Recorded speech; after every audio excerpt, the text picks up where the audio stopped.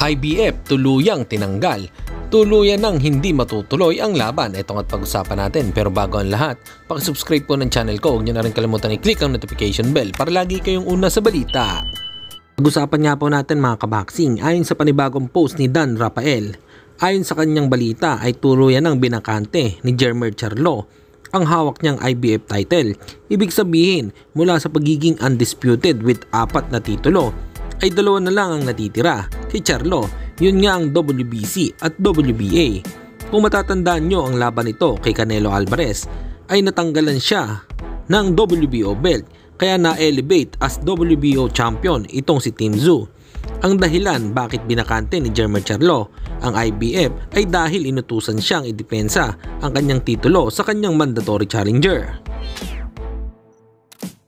Samantalang hindi na matutuloy ang laban ni Adrian Broner kay Chris Howard para sa tune-up fight nito dahil na-injury kasi ang kamay ni Broner, kaya pinayo ng doktor sa kanya ay kailangan nitong ipahinga ang kamay.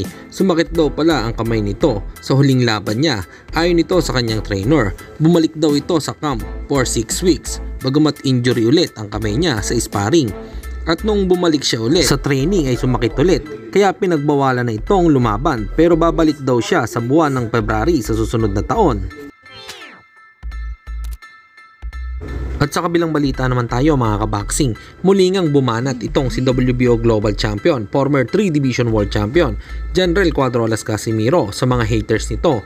Kaya napapost na lang ito na ang sinabi ay, "Hindi ako susuko kahit ano pang pagsubok.